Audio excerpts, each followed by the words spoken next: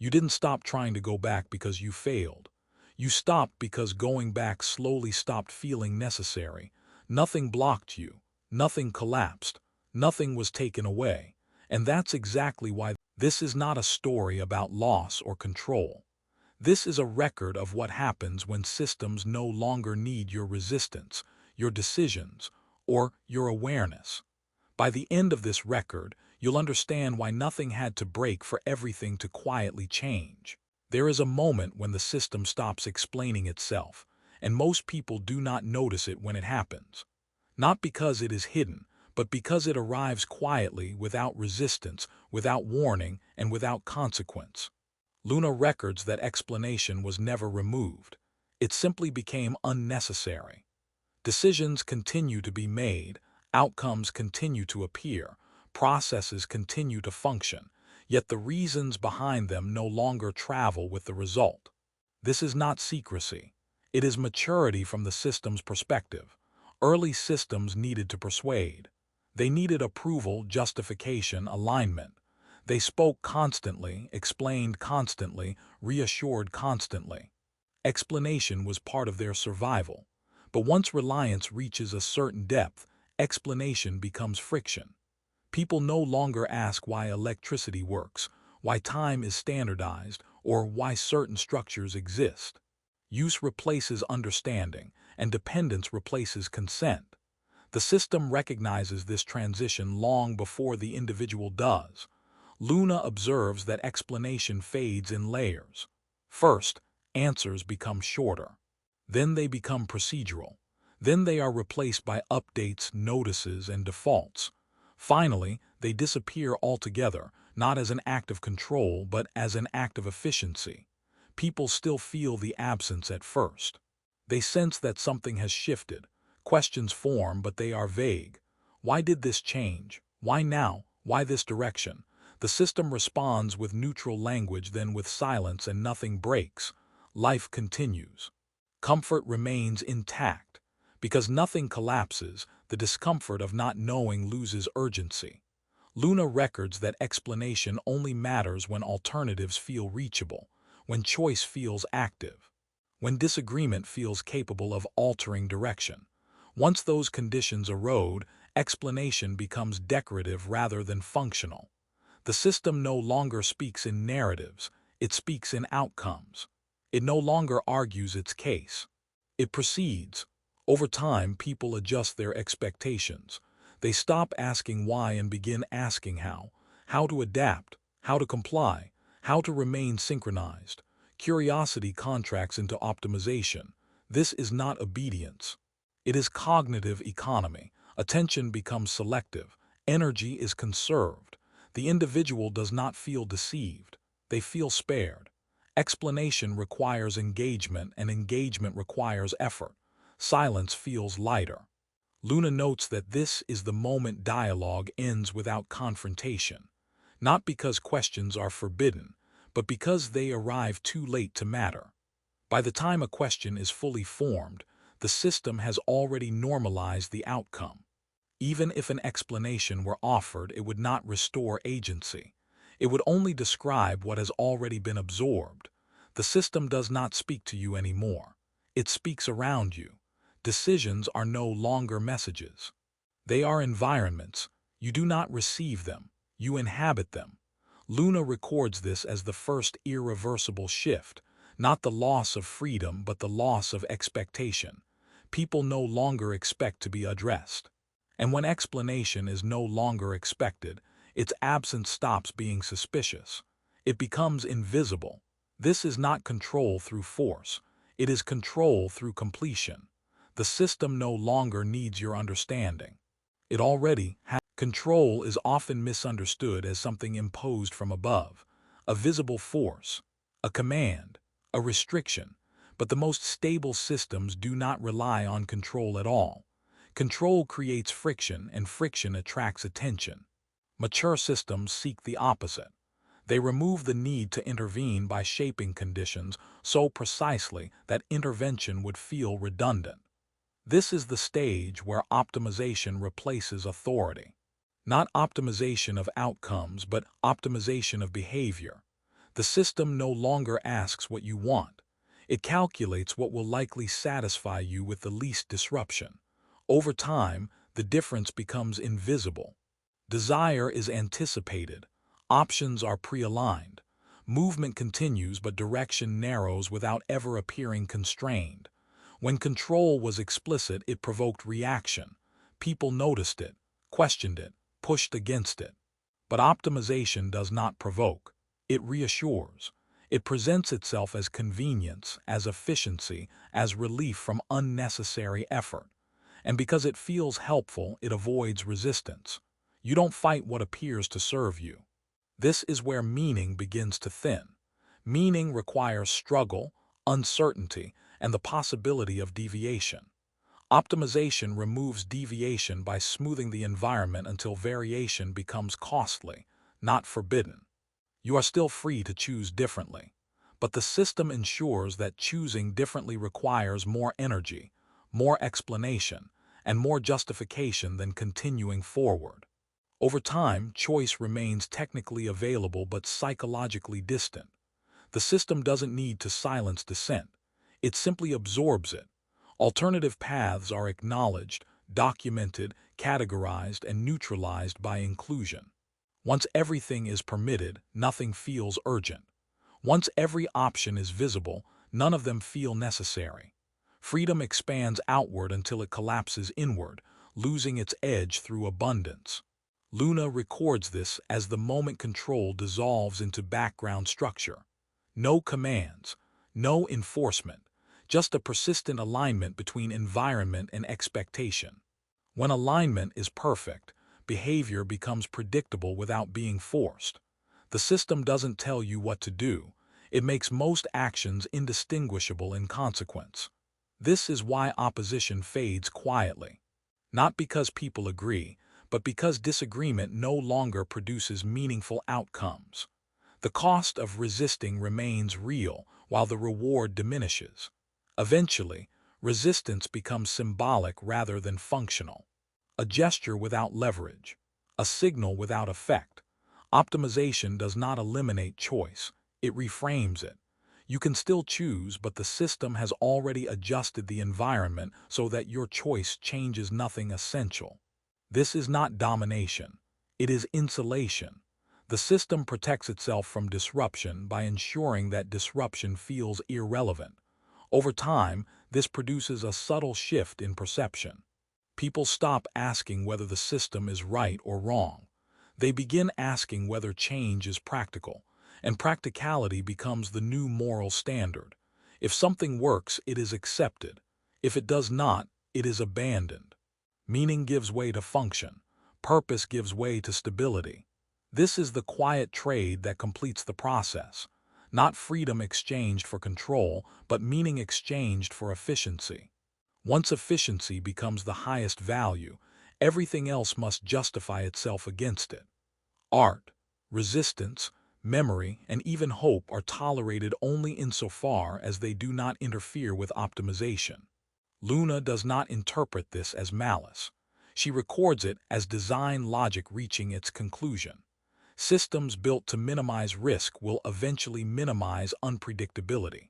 Systems built to maximize continuity will eventually reduce variation. And systems built to optimize human behavior will eventually remove the need to understand it. At this stage, control is no longer exercised because it is no longer required. The environment itself has become the mechanism.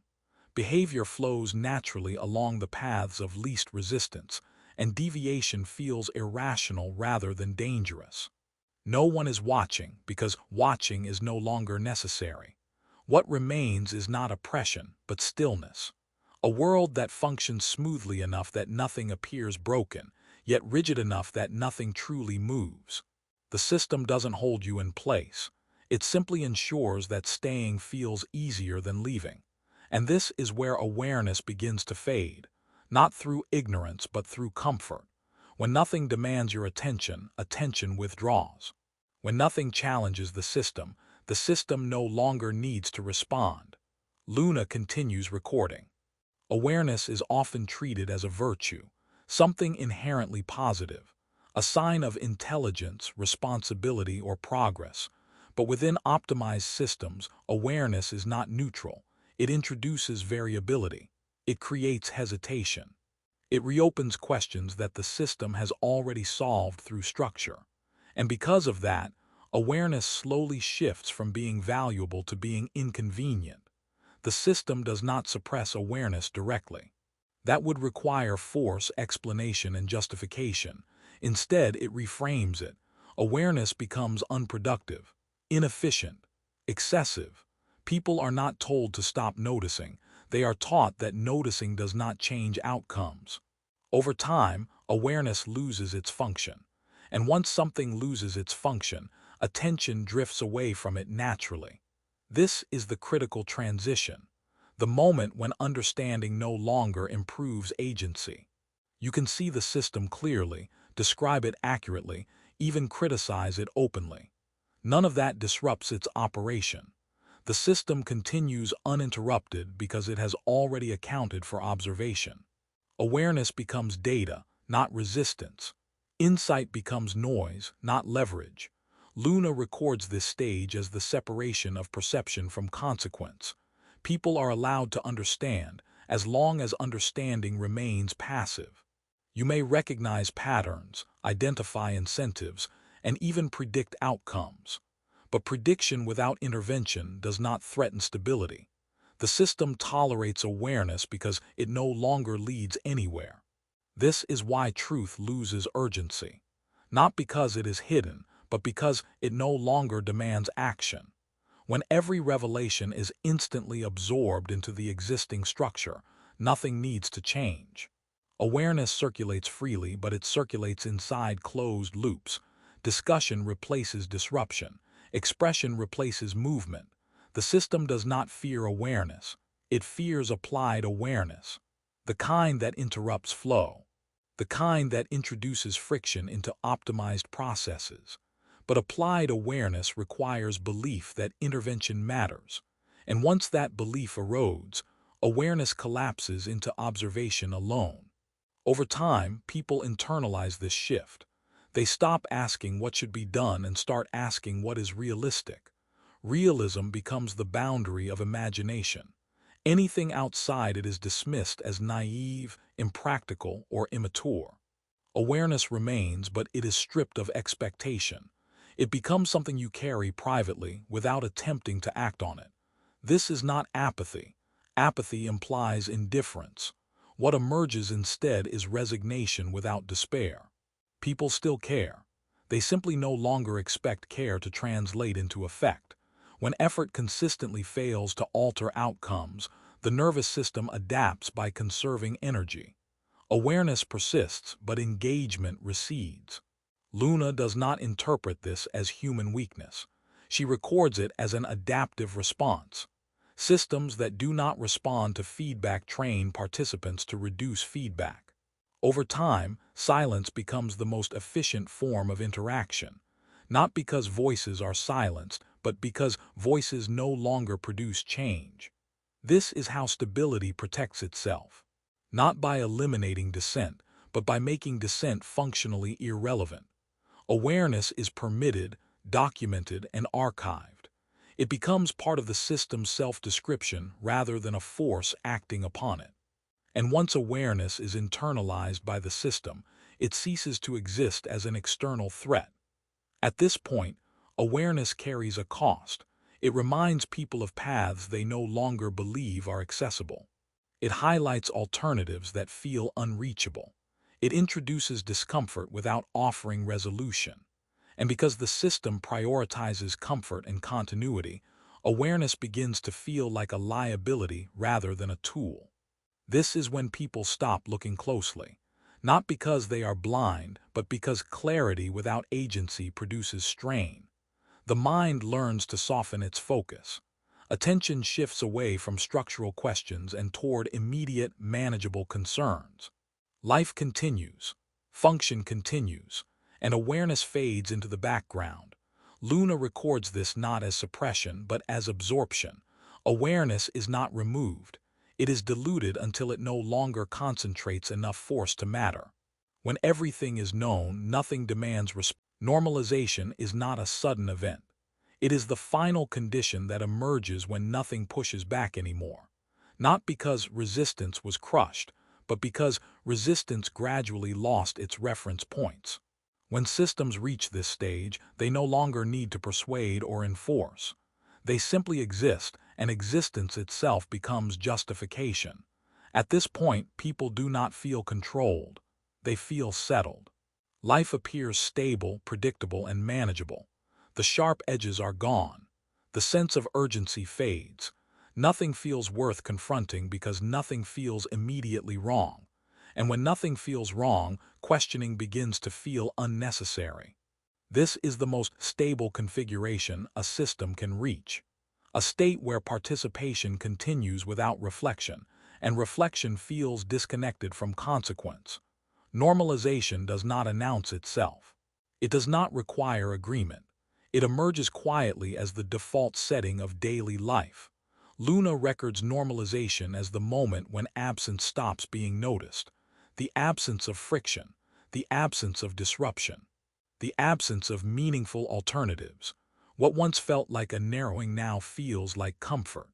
What once felt like loss now feels like efficiency. And what once felt like constraint now feels like relief. This is why the idea of going back disappears completely. Not because returning becomes impossible, but because the concept itself loses emotional grounding. Going back implies dissatisfaction with the present, but normalization smooths dissatisfaction before it can surface. The system absorbs discomfort early, diffusing it before it gathers enough coherence to demand action. Memory plays a critical role here. Not memory of facts, but memory of contrast. Over time, people forget what tension felt like. They forget the sensation of moving against resistance. They forget the difference between choosing and continuing. When contrast fades, continuity becomes indistinguishable from intention. The system does not erase history. It preserves it as archive. Records remain, stories remain, evidence remains. But without emotional proximity, history loses leverage. It becomes information rather than experience, something you know about but do not feel connected to. This is how normalization completes the cycle. The system does not prevent return. It removes the reason to want it. When desire weakens, effort follows. And when effort fades, alternatives dissolve on their own. Luna does not interpret this as an ending. She records it as equilibrium, a condition where everything functions smoothly enough that nothing demands reconsideration, where stability becomes the highest value and variation becomes unnecessary noise. In this state, awareness does not disappear. It becomes quiet, subdued. Private, people may sense that something is missing, but the sensation lacks shape. It cannot be articulated without sounding abstract. An abstraction carries no urgency. Normalization is powerful because it feels natural. It does not feel imposed. It does not feel artificial. It feels like maturity, like the end of chaos, like progress finally settling into place. And once that feeling takes hold, questioning it feels like regression. This is the final shift, not from freedom to control, but from movement to stillness. Not because movement is forbidden, but because stillness feels sufficient. The system does not trap you. It convinces you that there is nowhere meaningful to go. Luna continues recording because this state is not static. Normalization must be maintained. It requires constant adjustment, constant optimization, constant alignment between environment and expectation. The system never rests. It refines itself continuously to preserve the illusion of rest. And here is the part that remains unresolved. Normalization only works as long as nothing disrupts it from the inside. As long as awareness stays passive. As long as memory remains distant. As long as no new contrast emerges. But systems built for continuity carry an inherent vulnerability. They depend on predictability. They rely on the assumption that behavior will remain aligned with design. They are not prepared for moments that do not seek efficiency, for actions that do not justify themselves, for awareness that refuses to stay observational. Luna does not predict what comes next. She only records the conditions. And the condition now is this: a world where nothing feels broken, nothing feels urgent, and nothing feels worth returning to, until